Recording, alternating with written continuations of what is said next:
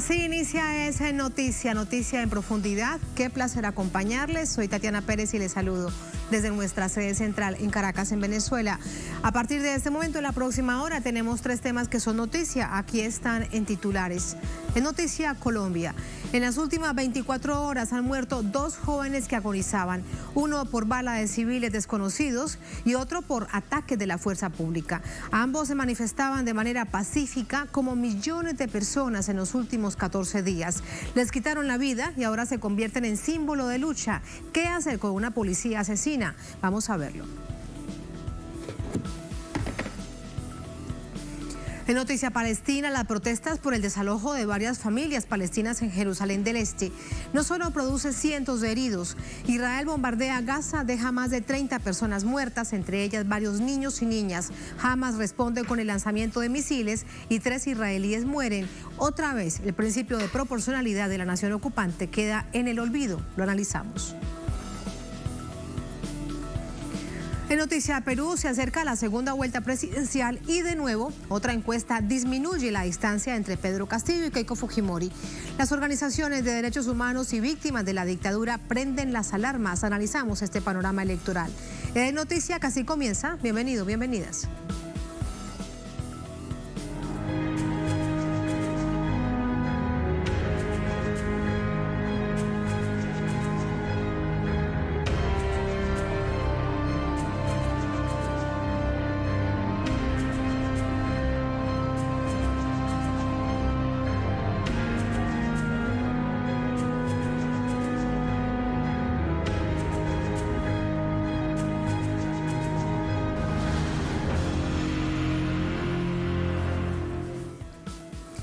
En Noticia Colombia, el joven Lucas Villa se suma a las víctimas mortales del paro cívico nacional junto a una larga lista de colombianos asesinados por fuerza pública y mercenarios.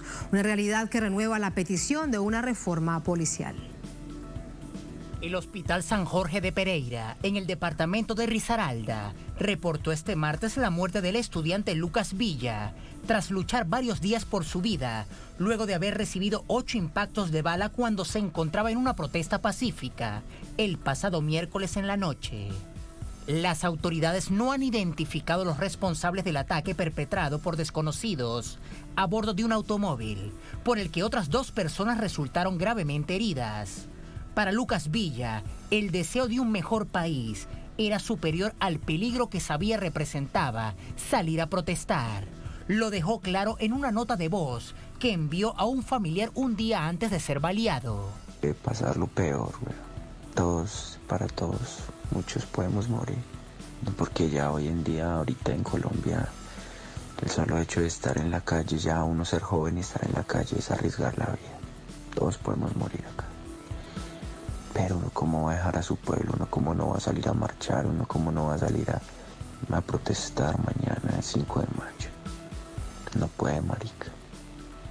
Toca asumir. Que si toca irse, huevón, no hay otra. Toca enfrentar eso. Y pues ojalá que el espíritu nos guíe, nos cuide para que podamos sobrevivir y crear un mundo nuevo. Era una figura visible en las manifestaciones como líder estudiantil de la Universidad Tecnológica de Pereira y como exponente de la cultura. ¡Nos están matando en Colombia! Dios los bendiga y quedamos así, no pasa nada. Nos recordamos en los corazones. En la buena, chachos. También ayer falleció el joven de 24 años Elvis Vivas, luego de pasar 8 días en terapia intensiva, tras una golpiza que le propinaron miembros del SMAT y la Policía Nacional, quienes luego lo dejaron a su suerte en la calle. ¡Elvito murió! ¡Lo asesinó el Estado! ¡No murió! ¡Lo asesinó el Estado! Es el segundo joven asesinado en el municipio Madrid, departamento de Cundinamarca. También fue víctima del Estado el joven de 24 años Brian Fernando Niño, alcanzado por el impacto de un gas lacrimógeno disparado por el SMAT. La ONG Temblores reporta hasta el 10 de mayo 1.956 casos de violencia policial, con un saldo de 40 personas asesinadas, una cifra que contrasta con las presentadas por la Fiscalía General en un informe que deja claro lo que importa para el Estado.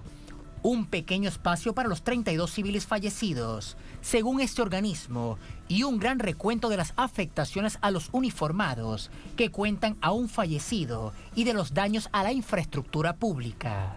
Las fuerzas de seguridad de Colombia han recibido críticas de organismos internacionales por su accionar criminal y desproporcionado, pero la represión no ha cesado.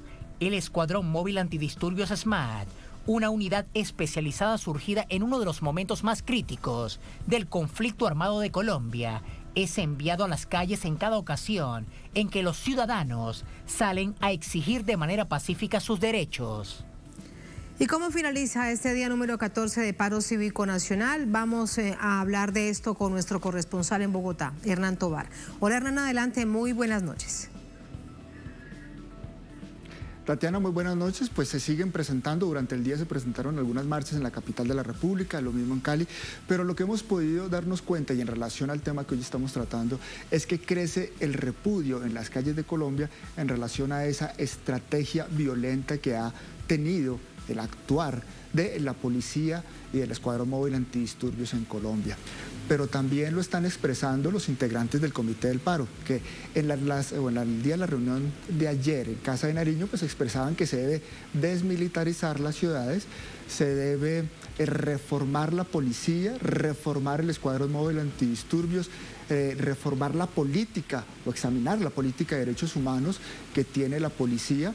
También decir, de Tatiana y televidentes, que en este contexto, pues el congresista Wilson Arias hacía una denuncia grave, porque entre mayo y abril se habría abierto una licitación para la adquisición de munición para el Escuadrón Móvil Antidisturbios. Recordemos que las manifestaciones comenzaron el 28 de abril y en esa licitación, ¿qué se solicitaba? La compra de alrededor de 130.000 granadas, 60.000 balas marcadoras, 4.734 escudos antimotines, 107 armas lanzadoras de gas. Esta era la denuncia en ese momento de esa compra que se quería realizar o que se realizó para dotar el Escuadrón Móvil Antidisturbios frente a las manifestaciones, frente a las cifras que algunas organizaciones de derechos humanos dan. Ya decíamos en el informe, 1.956 casos de violencia por parte de la fuerza pública.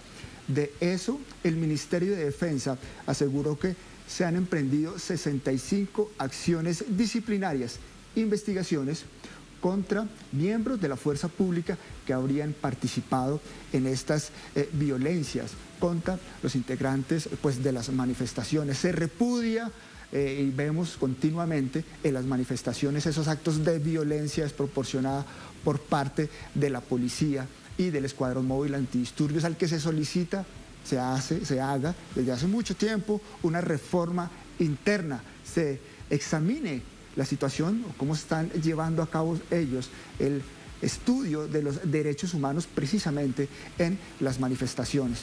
Nosotros mañana estaremos muy pendientes de las manifestaciones en la calle, ya que se ha convocado un gran paro nacional en contra de la violencia policial sistemática y en contra de las políticas neoliberales del presidente Iván Duque. Estaremos muy atentos a esta nueva jornada. Sería ya el día 15 de este paro nacional. Gracias, Hernán. Muy buenas noches. Vamos a analizar este escenario con Alejandro Rodríguez. Él es coordinador de la plataforma Grita de Temblores ONG. Nos acompaña también desde Bogotá. Alejandro, muy buenas noches. Bienvenido. Muy buenas noches, un saludo a todos por allá en Telesur y muchas gracias por la invitación. A usted muchísimas gracias, Alejandro. Si no fuese por ustedes como ONG, por Indepaz y otras organizaciones no gubernamentales que se han unido para tratar de contarnos, de contarle al mundo lo que está pasando con respecto a la violencia policial, prácticamente pues de esto no sabríamos si nos quedábamos esperando, por ejemplo, a los informes de la Defensoría del Pueblo o de la Fiscalía. ¿Qué ha significado estos días para ustedes? Bueno, estos días pues ha significado una gran crisis de derechos humanos y una crisis humanitaria en Colombia. Digamos que progresivamente se fue intensificando cada vez más la situación. Las protestas pues han sido masivas, pero asimismo ha sido masiva la represión y la respuesta violenta por parte de este gobierno. Digamos que también ha aumentado en el sentido de que se dio un paso para la militarización de los centros urbanos, lo cual pues es muy preocupante.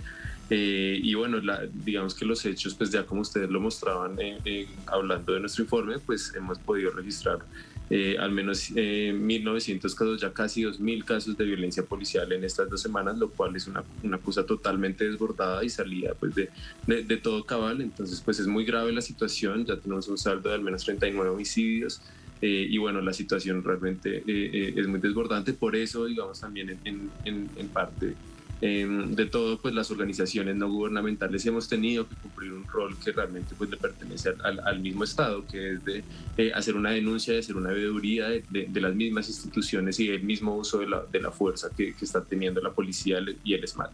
Sí, Alejandro, en comparación con el año 2019 con respecto a esta violencia policial, ¿qué cambios evidencian ustedes? ¿Qué cambio notan ustedes? Me refiero a las movilizaciones que también fueron masivas, multitudinarias, marcadas por jóvenes a finales del año 2019.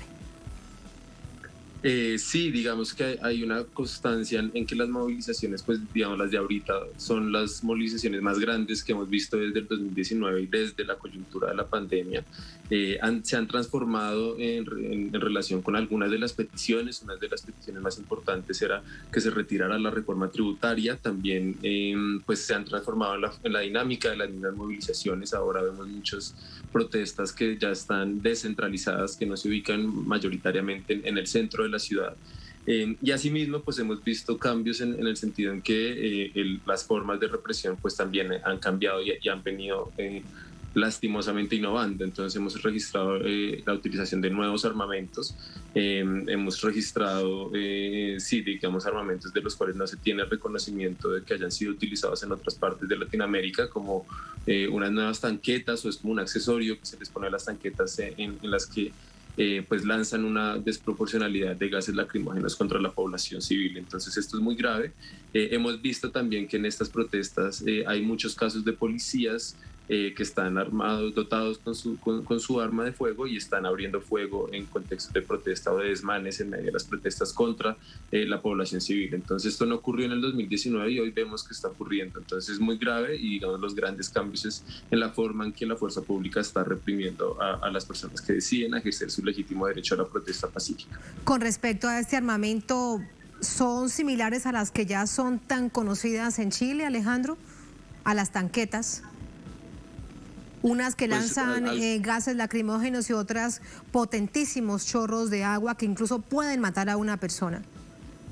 Sí, pues digamos las que lanzaban estos potentes chorros de agua pues ya venían siendo registrados, digamos, esas no son nuevas, pero estas que lanzan una cantidad desproporcionada de gases lacrimógenos sí son nuevas y digamos que esto aquí lo corroboramos con unas declaraciones del director de Human Rights Watch, que digamos tuvo y registró este nuevo armamento e insistió en que esto no había sido utilizado ni se tenía registro de que hubiera sido utilizado en otras partes de Latinoamérica. Entonces pues esto es muy grave porque pues es un armamento nuevo del cual no se sabe cuál puede ser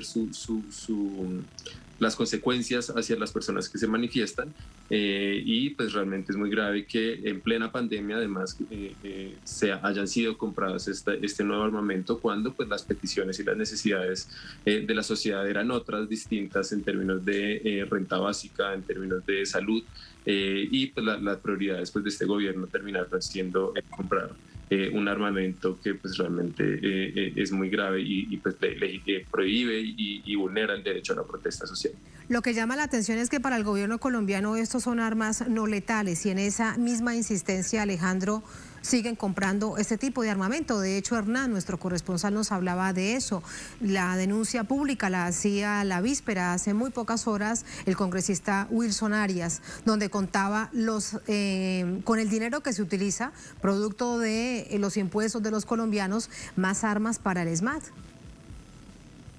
Así es, y digamos algo también que la narrativa es que estas son armas de letalidad reducida, entre comillas, pero lo que hemos visto es que según el uso que se les dé, pues la letalidad aumenta. Entonces hemos visto que el gas lacrimógeno está siendo, digamos, lanzado directamente, las municiones de gas están siendo lanzadas directamente hacia las personas, hacia el cuerpo de las personas y no de manera parabólica, y esto pues termina también aumentando la letalidad de estas armas. Entonces ya vemos como una sistematicidad en un uso indebido de estas armas de letalidad reducida que pues termina generando mayor letalidad.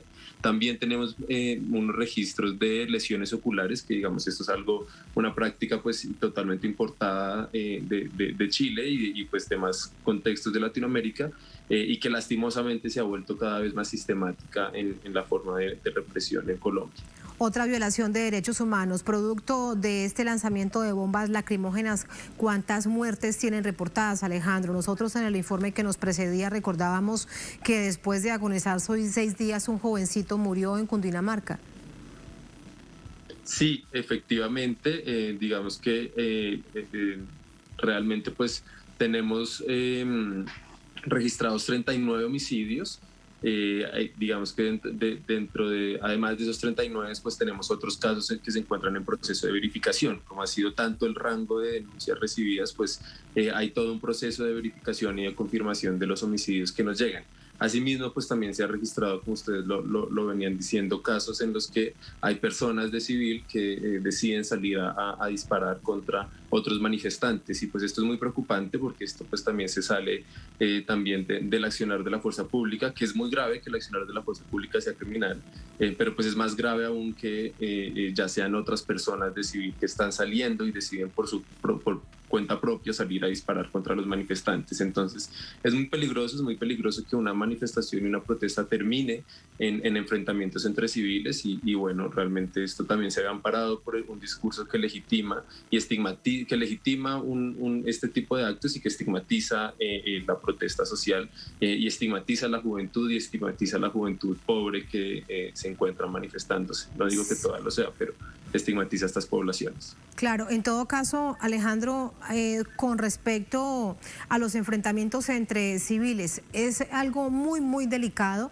porque visto así, es como si en Cali, por ejemplo, el pasado domingo, estos civiles armados, con armas automáticas, otros con armas largas, atacan a la minga indígena, pero resulta que la minga indígena iba pasando por el lugar donde se encontraban estas personas en sus casas. Ellos se sintieron amenazados, pero la minga indígena, por ejemplo, no porta armas, porta palos.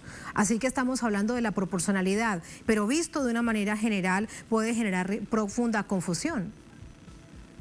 Sí, realmente esa es la grave situación que está pasando, y digamos, ya que tocas el tema de la proporcionalidad, pues esto también ocurre en el enfrentamiento que a veces puede pasar entre personas que se manifiestan violentamente y la misma fuerza pública, ¿no? Y digamos que si esto ocurre entre la fuerza pública, pues también hay otros civiles que deciden también tomar este tipo de actos. Entonces, por ejemplo, tenemos casos donde un chico en Cali, el primer día, el 28 de abril, le pega una patada a un policía, y la respuesta del policía es sacar su pistola y dispararle, y generándole la muerte, ¿no? Porque le dispara a quemarropa en el pecho. Entonces una piedra nunca va a ser igual de proporcional a un arma de fuego disparada directamente hacia el cuerpo de una persona, y en un Estado social de derecho pues no tiene sentido que la reacción ante un acto de violencia de un manifestante sea la muerte inmediata. Entonces esto pues es muy grave, y digamos que esto de alguna forma termina amparando este otro tipo de actos de desproporcionalidad, sin querer decir que la minga indígena sea violenta, porque no es así, pero sí que algunas personas consideran que si unos tienen palos, pues entonces nosotros podemos salir con pistolas, armas de fuego a disparar. Esto es absolutamente grave. Recordamos de hecho los INSER y la información a través de los medios de comunicación locales, donde decían que hubo enfrentamientos entre ciudadanos e indígenas, también marcando un alto nivel de racismo en el país. Pero lo que llama también la atención es que históricamente las comunidades indígenas nunca han agredido a otros sectores cuando han salido a movilizarse a cualquier parte del país. ¿Qué efecto produce esto en la ciudadanía? Estás en Bogotá, precisamente en el centro de todo este mare magnum de información, Alejandro, además de cómo manejarla y cómo encontrar unas cifras que realmente representen y sean radiografía de lo que está pasando. Sí, pues digamos que realmente en ese se ha centrado nuestro trabajo como defensores de derechos humanos, en poder generar diálogos, en poder de alguna forma cuidarnos entre todos y todas, porque pues la situación está muy desbordada. Y realmente pues un poco lo que venimos realizando es primero hacer una denuncia internacional de todos estos hechos, hacer un registro y una recepción de casos que digamos ha estado muy masiva y se ha salido un poco de nuestra propia capacidad porque ha sido muy alta la cantidad de casos, y asimismo pues también hemos tratado como de mantenernos en un diálogo constante con otras organizaciones, poder tratar así digamos la Defensoría y otras instituciones del Ministerio Público de una manera macro no hayan hecho como una gran labor. Igual consideramos que el Estado siempre debe ser un interlocutor, entonces haciendo estos diálogos con las instituciones, triangulando la información con organizaciones, instituciones y víctimas directas, podemos de pronto pues podemos acercarnos a los números y a entender realmente pues cuál es la situación en términos de violencia policial. Entonces digamos que toda esta acción un poco colectiva que empieza a surgir como forma de resistencia pues logra servir para poder traer soluciones y para poder hacer un diagnóstico sobre la situación que está pasando. Que resulta muy, muy grave, como lo veíamos en las imágenes, llega ya al día número 15 dentro de unas horas de un paro cívico nacional. Por último, Alejandro, muchos se preguntan en todo este contexto qué hacer con la policía, cuándo es que realmente habrá una reforma, por ejemplo, y reforma estructural, que la policía deje de estar en el Ministerio de la Defensa y pase como sucede en la mayoría de países del mundo, donde hay policía que se encuentra en el Ministerio del Interior y que realmente responda a los intereses de la ciudadanía y no las vea como sus enemigos en el marco de una guerra. Sí, efectivamente esa es una de las peticiones y de las campañas que venimos impulsando desde Temblores ONG, pero también desde amplios sectores ciudadanos, y es que debe haber una reforma policial ya.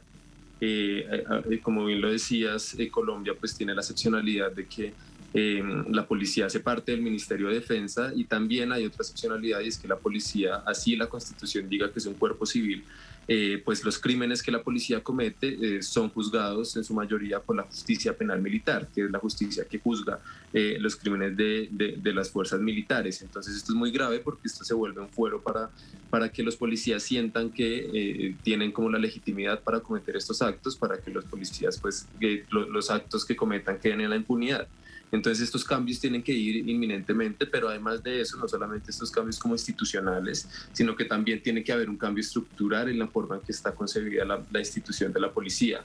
Y aquí pensamos también en las raíces de esta institución, que digamos está determinada por una doctrina del enemigo interno, una doctrina que busca identificar aquellas ciudadanías menos deseadas y por ende pues las persigue y las criminaliza constantemente en el día a día, en el espacio público, a ciertas poblaciones como lo son las poblaciones habitantes de calle, la población LGBT, la población que decide salir a marchar, la población que es consumidora de sustancias psicoactivas. Entonces se etiquetan a estas poblaciones como menos deseadas y termina pues criminalizándoselas y persiguiéndolas constantemente en el espacio público. Entonces toda esta doctrina, toda esta estructura de pensamiento que también está arraigada a un pensamiento patriarcal de la misma policía, pues debe transformarse a partir de un diálogo amplio ciudadano en el que participe pues ampliamente toda la ciudadanía y todos los distintos sectores diferenciados, en el que participe la policía también, y en el que pues se logre tener, ya no solo imaginarnos, sino realmente tener una policía civil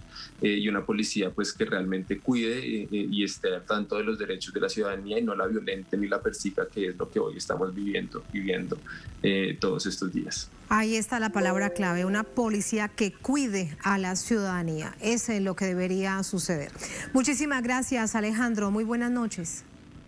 A ustedes muchísimas gracias y bueno, los invito a que sigan a Temblores ONG en todas nuestras redes sociales y bueno, a que también estén muy al tanto y en la denuncia, y pues que estos hechos no queden ocultos y se conozca la situación difícil que está pasando Colombia actualmente. Muchas gracias por la invitación. Gracias a usted, Alejandro. Es lo que hacemos, rompiendo este cerco mediático tan fuerte que hay en Colombia. Gracias, muy buenas noches. Listo, pues. Así nos vamos a la primera pausa en esta emisión de Es Noticia. Al volver en Noticia Palestina, las protestas por el desalojo de varias familias palestinas en Jerusalén Este no solo produce cientos de heridos. Israel bombardea Gaza, deja más de 30 personas muertas, entre ellas varios niños y niñas. Hamas responde con el lanzamiento de misiles y 3 israelíes mueren. Otra vez, el principio de proporcionalidad de la nación ocupante queda en el olvido. Lo analizamos al volver en Es Noticia.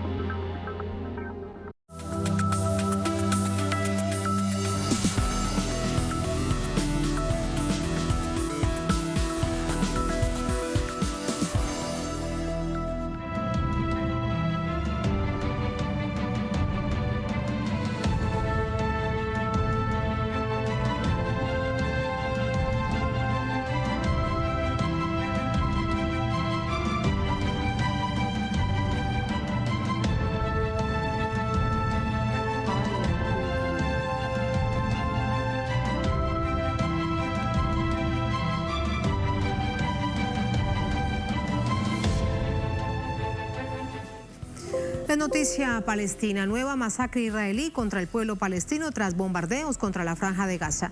Las acciones de Israel son una retaliación desproporcionada contra protestas de familias palestinas desalojadas a la fuerza por efectivos de la ocupación israelí en Jerusalén Oriental. Vamos a recapitular los hechos. A 27 fallecidos y más de 330 heridos, ascendió este martes la cifra de víctimas palestinas bajo los bombardeos de las fuerzas israelíes, los cuales han sido tanto aéreos como terrestres. Entre las víctimas fatales se hallan 9 niños, según reportó el Ministerio de Salud palestino. El ataque desproporcionado de Israel comenzó el pasado fin de semana contra varias comunidades populares palestinas. Este martes, en la madrugada bombardearon zonas populosas como Yanadi y Al-Rimal en la Franja de Gaza, así como los barrios Sheikh Jarrah y Bab al-Amud en la propia Jerusalén ocupada. La víspera, en la ciudad sagrada, un comando del ejército sionista asaltó la mezquita de Al-Aqsa con decenas de civiles palestinos dentro. Las atenciones médicas por parte de la Media Luna Roja no fueron posibles, según denunció la organización, por el bloqueo de los militares israelíes, quienes impidieron el acceso de los trabajadores de la salud. Igualmente, este martes la Cancillería palestina pidió a la Corte Penal Internacional celeridad en la investigación de los crímenes de guerra y lesa humanidad cometidos por el gobierno de Benjamín Netanyahu contra Gaza y Cisjordania, donde también hubo un asesinado y un herido en Nablus, según reseñó la agencia de noticias Sana. Ahmed Abul Gay, secretario general de la Liga Árabe, condenó los ataques considerándolos como una miserable demostración de fuerza a expensas de la sangre de los niños. Asimismo, en una reunión virtual de cancilleres árabes celebrada este martes, aseveró que todos los incidentes de esta nueva escalada de violencia han sido iniciados o provocados por Israel, algo en lo que coincide con el llamamiento de la ONU. Las fuerzas de seguridad de Israel deben permitir y asegurar el ejercicio de la libertad de expresión, asociación y reunión. Ninguna fuerza debe usarse en contra del ejercicio pacífico de esos derechos, y cuando el uso de la fuerza es necesario, este debe cumplir plenamente con los estándares internacionales en materia de derechos humanos. La arremetida israelí contra el pueblo árabe es en retaliación contra las protestas a causa de los desalojos forzados de familias palestinas de sus casas y territorios ocupados desde 1948. Una injusticia de 7 décadas que ya ha arrebatado a Gaza más del 85% de sus tierras legítimas ancestrales. Son hechos que vamos a analizar, a poner en contexto, a profundizar además con el doctor Jehad Youssef. Es miembro del Consejo Nacional Palestino, director general de la Unión Palestina en América Latina. Nos acompaña desde Venezuela en Puerto Ordaz. Jehad, muy buenas noches, bienvenido. Gracias por estar con nosotros. Buenas noches, Tatiana. Muchísimas gracias. ¿Cómo sigue usted los hechos en la distancia de una situación tan compleja, pero también tan cambiante y tan, con el paso de las horas, en escalada de violencia en contra de la Franja de Gaza? Bueno, de verdad la situación está muy crítica, muy grave. Lo que está sucediendo en Gaza, en los territorios ocupados, especialmente en Jerusalén. Nosotros interpretamos el comienzo de los acontecimientos fue en Jerusalén, dentro de un plan que nosotros llamamos el plan de limpieza étnica que está ejerciendo Israel contra la población palestina, cuando toma la Corte Suprema de Justicia decisión de desalojar a más de 25 familias de sus casas, expropiar o confiscar sus tierras y sus casas para entregarlo a los colonos israelíes. Eso es un régimen, una actitud de limpieza étnica, y aparte no es la primera vez que Israel toma estos hechos o practica esta práctica. Simplemente lo ha hecho durante estos 70 años, 73 años, pero el caso de Jerusalén es más notorio. Prácticamente todos los días expulsa a palestinos de Jerusalén para limpiar. Jehad, ¿hace cuánto tiempo en Jerusalén en la Jerusalén ocupada, está sucediendo esto? En particular en esta zona de Jerusalén, ¿hace cuánto tiempo está pasando esto? Desalojar familias palestinas para entregar estas viviendas a colonos israelíes. Esto es desde 1967, desde cuando Israel ocupa Jerusalén Este, y posteriormente fue la anexión de Jerusalén Este para Israel, comenzó la política de expulsión. ¿Cuál es el pretexto? Porque supuestamente que los palestinos no tienen permiso de ampliar sus casas o construir nuevas casas porque las familias crecen, pero la alcaldía de Jerusalén, que es israelí, nunca ha dado permiso a las familias palestinas para construir nuevas casas o hacer ampliación, un anexo en su casa. La juventud crece, la gente se casa y necesitan obligatoriamente tener vivienda más amplia o una casa. Sin embargo, a los mismos israelíes les facilitan permiso y le dan incluso casa. Este es el régimen de apartheid que viven los palestinos en Jerusalén y en el resto de Palestina. Esto por una parte. La otra parte es la pelea y la disputa que pretende Israel realizar sobre los lugares sagrados de los palestinos, tanto los musulmanes como cristianos. La mezquita Al-Aqsa o la cúpula de la Roca, históricamente toda la vida ha sido lugar sagrado de los palestinos. Los palestinos de Jerusalén y de Cisjordania y de Gaza tenemos dificultades enormes para poder ir a rezar en nuestros lugares santos. Y esto es la pelea hoy en día. Porque ¿por cuántos checkpoints deben pasar, Jehad, por ejemplo? Bueno, yo te puedo decir, lo que vivimos o lo que viven en Caracas, por ejemplo, de Plaza Altamira hasta Las Mercedes o de Las Mercedes hasta el centro de Caracas, tiene que pasar por 20 checkpoints facilito. Eso no solamente los 20, sino también cuánto tiempo tienes que bajar del carro, registrar el carro, chequear tu cuerpo y esperar que el antojo del soldado israelí para que te permite seguir tu camino. Y a veces necesitas 4 mostrar el permiso horas. Además, y mostrar el permiso, eso es aproximadamente unos 5 kilómetros.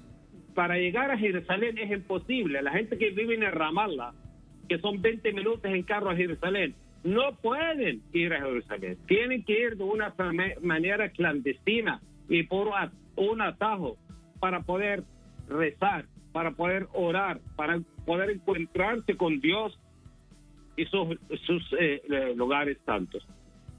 Entonces la gente, los que viven en Jerusalén, prácticamente tienen esta preocupación de estar perseguidos y ser expulsados. Y las sanciones diarias que toma el ejército israelí a cualquier activista palestino en Jerusalén, o que les dice no, le expulsan de Jerusalén como sanción, como castigo, 3, 4, 5 meses o 6 meses para vivir fuera de la ciudad y fuera de sus casas. Esta es la política. Y no solamente eso, nos lanzan los colonos como perros que cazan palestinos. Los colonos están armados.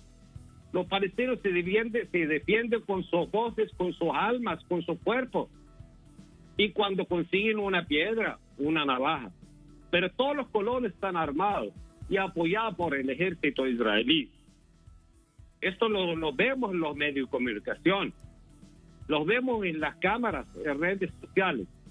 Pero lamentablemente, los gobiernos, sobre todo los gobiernos occidentales, encabezados por Estados Unidos, son cómplices de la actitud del Estado de Israel. Bueno, a propósito de Estados Unidos, Jehad, ha dicho el secretario de Estado de Estados Unidos, Antony Blinken, que Hamas necesita poner fin a los ataques con cohetes inmediatamente, es decir, culpa a Hamas del asesinato de todos estos civiles y de los bombardeos. Pero fíjate una información que acaba de publicar Palestina hoy.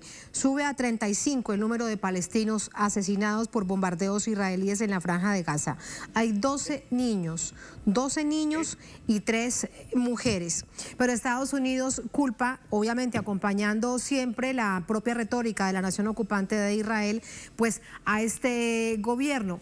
Esto lo que significa es que le da puertas abiertas, le da más licencia para seguir matando, Jehad.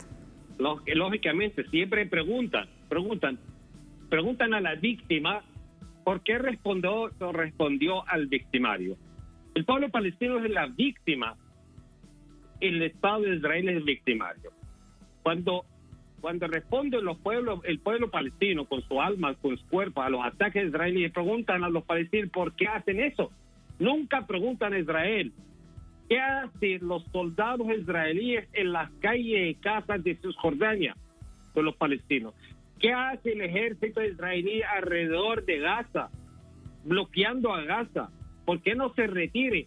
¿Por qué no reconozca los derechos nacionales del pueblo palestino representados en el derecho de retorno y la creación de un Estado palestino independiente y Jerusalén como su capital? ¿Dónde están los derechos humanos? Usted ve las imágenes, niños de 4 años, 5 años, 10 años, 14 años, detenidos, maltratados, torturados por el ejército israelí. Y otros muertos. Y Naciones Unidas, Jehad, y Naciones Unidas, de nuevo hay que preguntarlo, ¿qué papel juega? Hoy lo veíamos en el informe que nos precedía. Dice su vocero para la causa palestina: las fuerzas de seguridad de Israel deben permitir y garantizar el ejercicio de las libertades de expresión, asociación y reunión. Ninguna fuerza debe ser utilizada contra aquellos que ejercen estos derechos.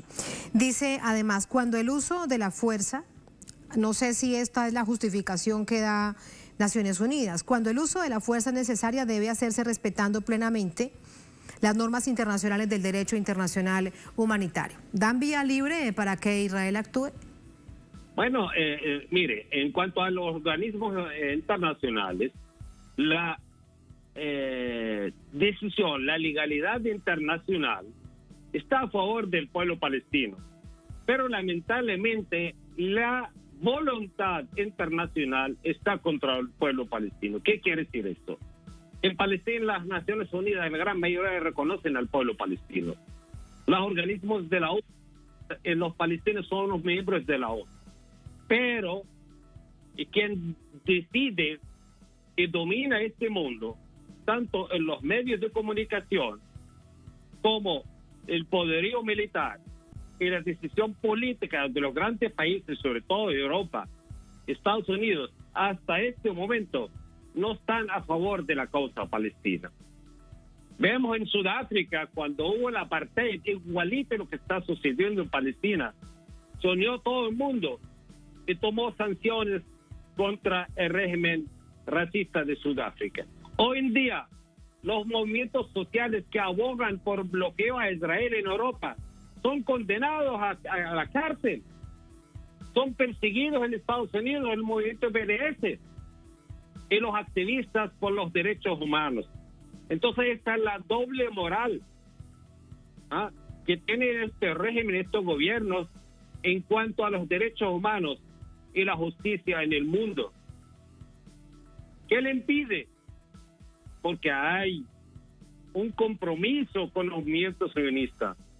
Ellos están penetrados en diferentes gobiernos del mundo, con el poderío militar, con el poderío económico e informático. El pueblo palestino está aislado.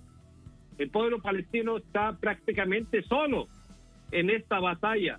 Es desarmado. Nosotros no tenemos ejército, no tenemos aviaciones, no tenemos tanques. Sí, tenemos voluntad de resistir, de luchar, es decir, no a la opresión. Queremos libertad como lo tiene cualquier pueblo en el mundo. Queremos independencia, queremos justicia, queremos paz, pero paz con justicia, que garantice la libertad y la independencia del pueblo palestino. Es lo que sea. Es la lucha histórica, lo recordaba usted, Yehad, desde hace 70 años. Yehad, nosotros estaremos muy atentos a lo que sucede, no solamente informando, sino profundizando en los hechos de fondo con respecto a esta situación tan dramática que está viviendo la Franja de Gaza una vez más. Muchísimas gracias, muy buenas noches. Gracias a usted. Muchas gracias. Buenas noches. Buenas noches. Así vamos a otra pausa en esta emisión de Es Noticia. Al volver en Noticia a Perú, se acerca a la segunda vuelta presidencial y de nuevo otra encuesta disminuye la distancia entre Pedro Castillo y Keiko Fujimori. Las organizaciones de derechos humanos víctimas de la dictadura prenden las alarmas. Analizamos este panorama electoral al volver en Es Noticia.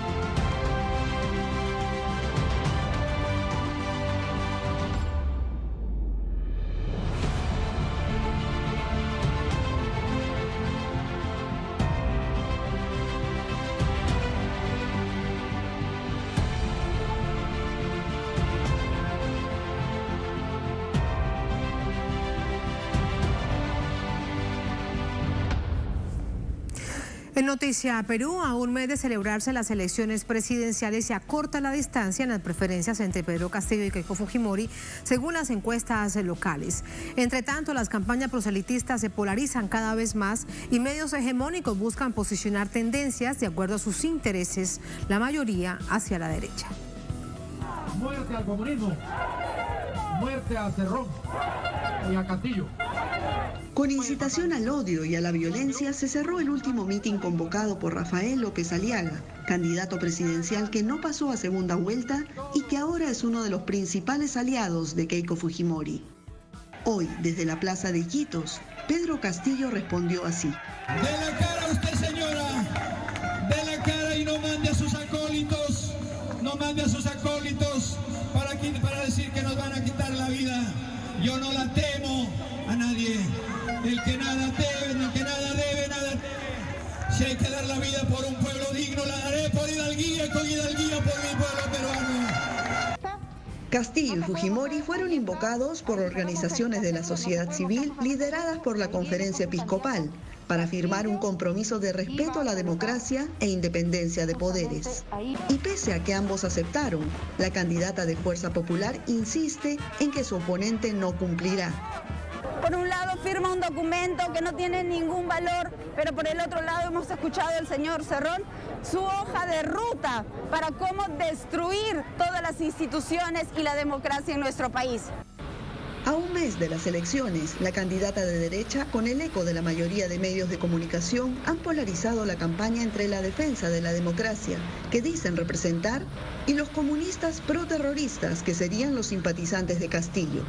El efecto en la ciudadanía es el silencio que se ve reflejado en las encuestas, a decir de Giovanna Peñaflor, especialista en campañas electorales.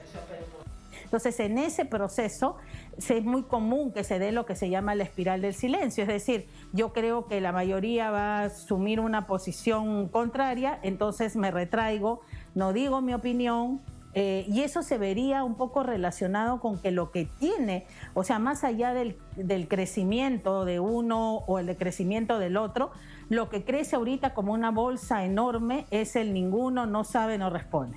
Uno podría decir, bueno, ese sector a la larga se va a manifestar así en el proceso electoral. Según la última encuesta publicada por CPI, Pedro Castillo tiene 34,2% de intención de voto y Keiko Fujimori 32%, mientras que el voto en blanco o nulo sería de 18,5% y los indecisos 15,3%. Con la China ya lo conocemos como es y no tengo tanta confianza en él.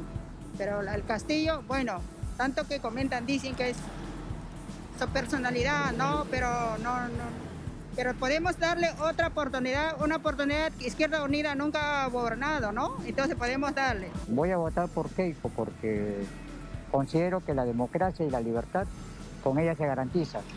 Y de alguna manera el modelo económico, que es imperfecto por cierto, con toda la experiencia que ella ha tenido, positivas y negativas, creo que es su oportunidad de que ella pueda resarcirse. Las preferencias electorales entre uno y otro candidato se van acortando en la recta final de cara a la segunda vuelta a realizarse el próximo 6 de junio, cuando se elegirá al gobernante del país andino para el siguiente quinquenio.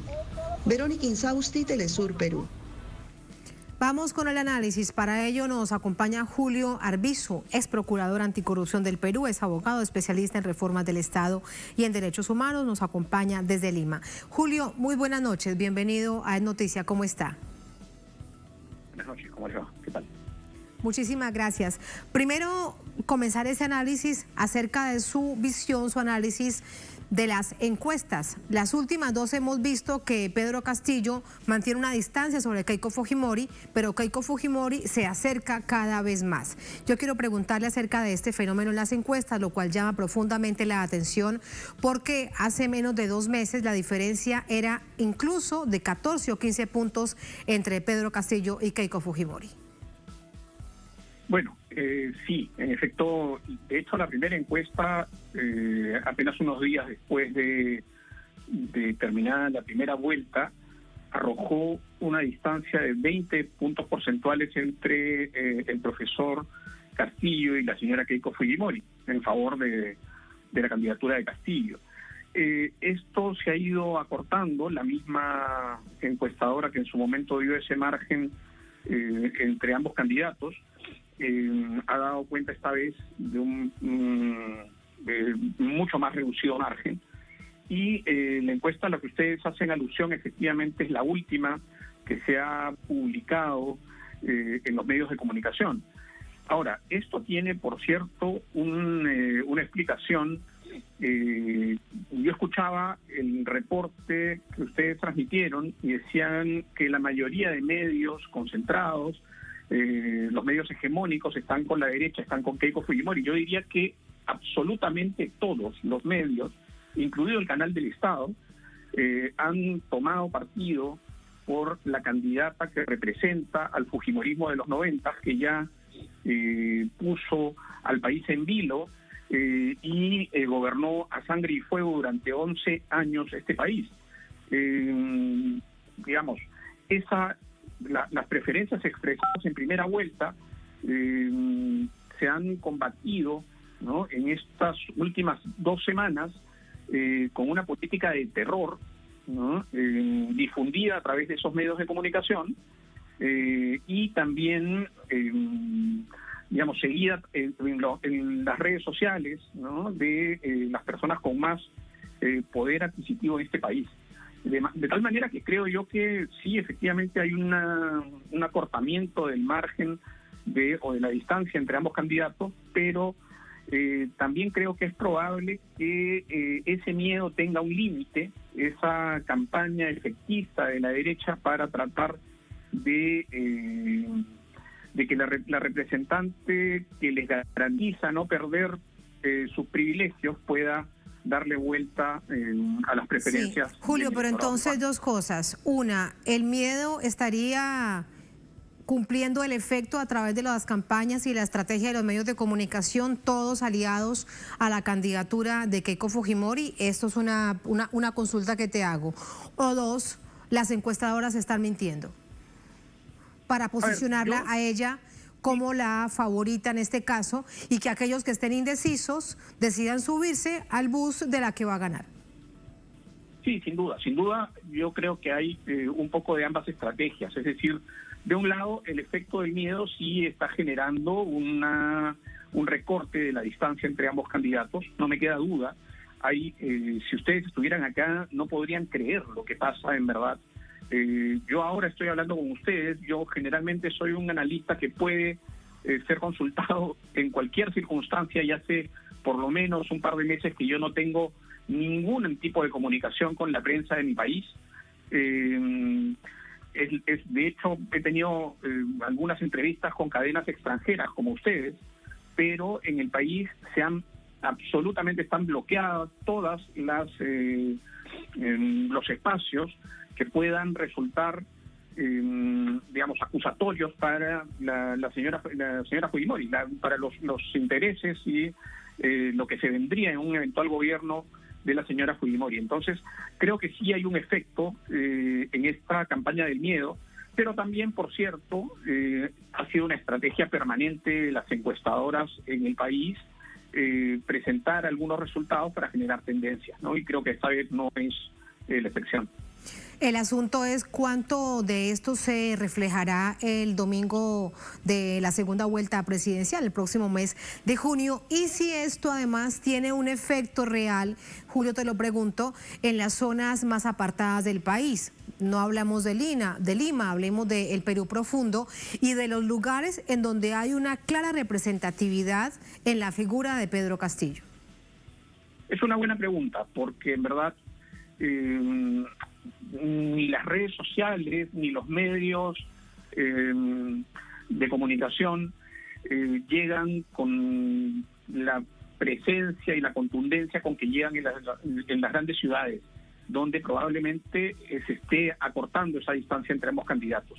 Y el grueso de la población más pobre de este país, que está concentrada básicamente en comunidades campesinas o en algunos espacios urbanos marginales en las ciudades del Perú, se han volcado nuevamente en favor de la candidatura de Pedro Castillo. Sin embargo, también la posibilidad de una campaña de la movilización de la candidata Fujimori, a quien se le permitió, dicho sea de paso, a pesar de que afronta un proceso en su contra por el delito de lavado de activos y estuvo impedida de moverse con libertad por el país a raíz del arraigo que debería tener en la medida en que enfrente ese proceso, la capacidad adquisitiva y los medios dispuestos a disposición de ella también inciden en su posibilidad de movilizarse a esos lugares, ¿no?, donde va a generar ella y sus acólitos una campaña absolutamente de terror que va acusando al candidato Castillo de ser poco menos que la representación del terrorismo o de la representación de la subversión de los 80s en el Perú, ¿no? Y se les ha olvidado el prontuario de Keiko Fujimori, por lo menos temporalmente. Recordar que la Fiscalía pidió para ella 30 años de cárcel. ¿De esto no se habla nada, Julio? O sea, los medios de comunicación parecen haberlo olvidado absolutamente, ¿no? Y no solo eso, sino que además la señora Keiko Fujimori es una representante de lo que fue el gobierno del padre que todavía representa en su conjunto, tomando en cuenta las figuras más prominentes de ese gobierno, de esa mafia, de esa organización criminal, todavía una deuda al Estado de más de 1.000 millones de soles. Es decir, las personas pertenecientes a la organización criminal, que van varias de ellas acompañando a la candidata Keiko Fujimori, le deben en conjunto al país 1.000 millones de soles, que son más o menos unos 300 millones de dólares. La pregunta es, ¿qué se podría haber hecho con eso? ¿Cuántas camas UCI?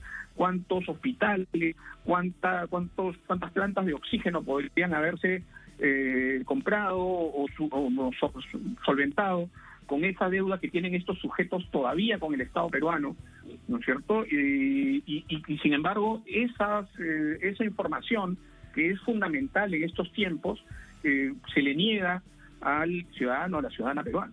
Y olvidaron temporalmente toda esta actividad delictiva. Por último, Julio, vemos, como lo recordabas, una campaña muy agresiva de la derecha, y no solamente a través de los medios de comunicación y redes sociales, sino también, por ejemplo, lo que sucedía el fin de semana con Rafael López Aliaga. Decía: muerte al comunismo, muerte a Vladimir Cerrón, que es una figura del partido de Pedro Castillo, y también a Pedro Castillo. De hecho, por eso Pedro Castillo acude la mañana del lunes a la Defensoría del Pueblo para pedir garantías para su propia vida y también para sus correligionarios. Pero ese es el nivel de agresividad por parte de la candidatura de Keiko Fujimori, que tiene amplia experiencia en candidaturas. Te quiero preguntar tu análisis con respecto a cómo asume esta situación la candidatura de Pedro Castillo. Bueno, efectivamente, el ex candidato que declaró de esa manera en un meeting improvisado en favor de la candidatura de Keiko Fujimori es además el representante de las iglesias, de la Iglesia Católica en particular, ¿no es cierto?, en la campaña pasada, en la primera vuelta. Es decir, un sujeto que prácticamente ha reclamado para sí una especie de santidad. Sin embargo, tiene un discurso de odio, un discurso de esa calaña, que no es otra cosa que el discurso mismo de Keiko Fujimori y el fujimorismo, ¿no? Yo creo que, por eso decía al inicio, si bien la campaña del terror puede de alguna manera cortar la distancia entre ambos candidatos, yo creo que esto tiene un límite, y el límite es la dignidad de la gente, es además el deseo de afrontar situaciones como la pandemia, como esta pandemia horrorosa que nos ha atacado a todo el mundo, pero en particular con mucha mayor contundencia a los países que no debieron, que no asumieron, ¿no?, una sanidad pública lo suficientemente fuerte como para enfrentar este tipo de situaciones. Eso es, sin duda alguna, producto del modelo, un modelo que tiene que cambiar y que la gente sabe que tiene que cambiar. Un modelo que se ha develado de la manera más cruda y despiadada en tiempos de pandemia. Julio, muchísimas gracias por ese análisis. Muy buenas noches. Gracias a ustedes, como siempre. Saludos. Gracias a ustedes por habernos acompañado. Ponemos punto final a esta emisión de Noticia. Un placer. Hasta mañana, sigan con nosotros.